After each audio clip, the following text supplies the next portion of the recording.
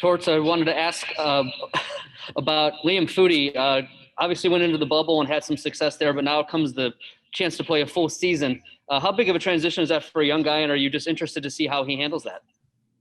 Well, he's had a good summer. You can see he's put on some weight. He's put on some good weight. Yeah, he's a guy that can skate, obviously, with the speed we're very interested in.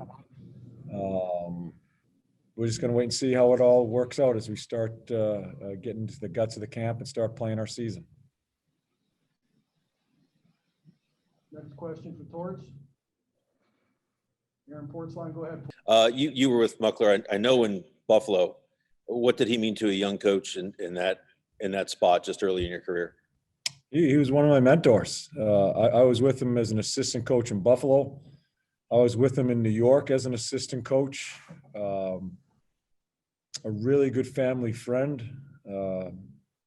All their kids. Yeah, that was a hockey guy.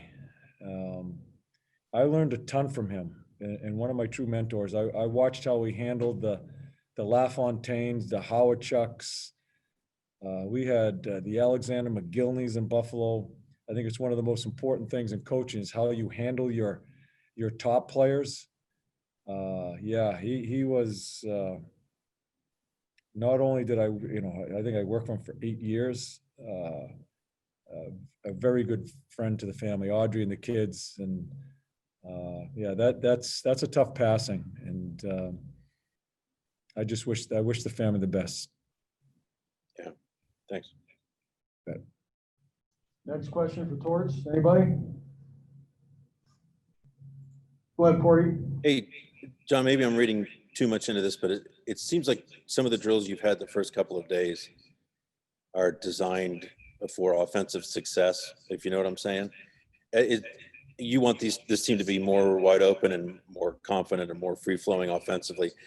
Do you instill that in practice drills as well? Is that where it starts? Yeah, we have a focus early on here. I mean, we still have to work at the other part of the game. I think that comes more naturally to us because we've kind of been that team a lot of the 60-minute games. So we certainly are trying to bring some more offensive thought into it. Again, as we talked as coaches with Lars and Shazi, you got to be really careful in how much teaching you do of it.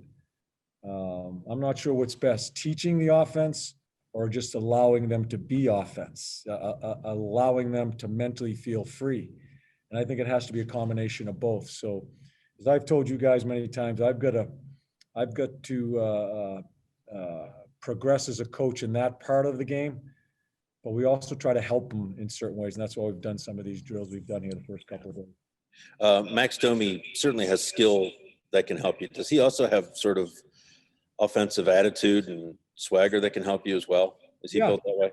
Yeah, and I think that's the proper word, is to have a swagger offensively without being an idiot, as far as just not what's going to happen. And I already know what's going to happen. We're going to try to open up a little bit, but we also have to understand where the situations are in a game. There's so many different types of situational play in a hockey game, the momentums of the game, the score, the time, all that stuff comes into play. We have to be smart there also. So that we've got to develop offense. We have to mentally and understand where to bring it, but there's certain times you just have to fight another day regarding that part of the game, and those are the growing pains I think we'll go through. Okay, a couple more for Torts. We'll go to Craig Mers. Go ahead, Mersey.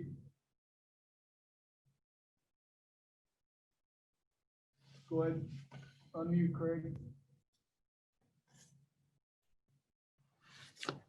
With some players, John, new players you don't know, like Max, but with Del Zotto, you do.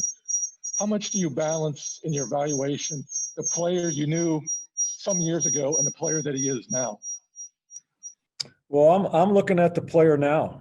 I mean, I had Del Z when he came in, as a first-year player in New York.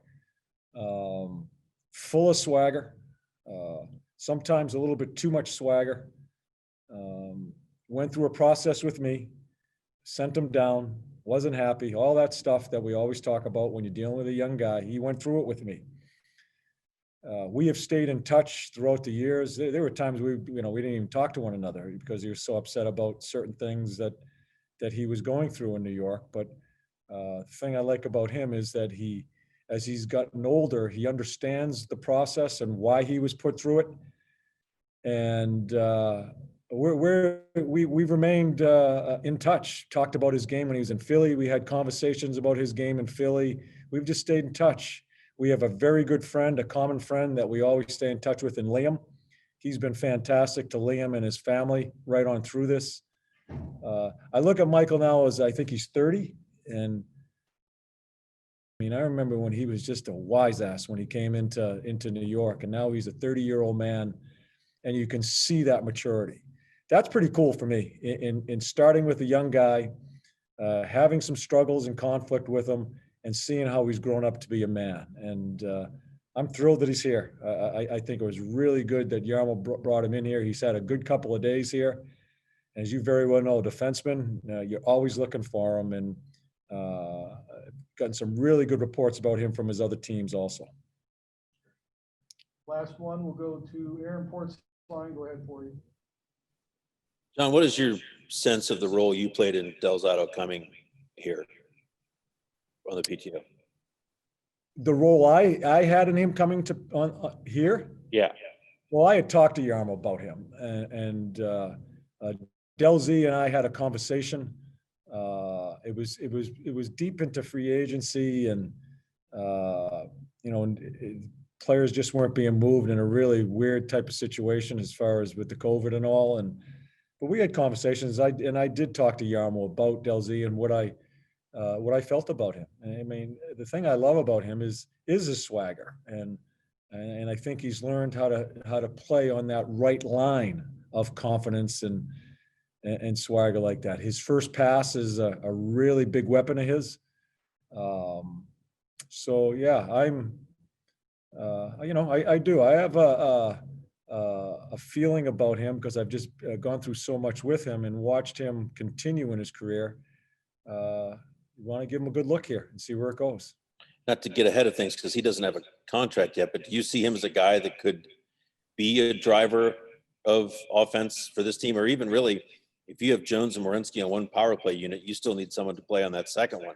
Yeah, and that's something Michael can bring. There's always going to be I think there'll be mistakes defensively.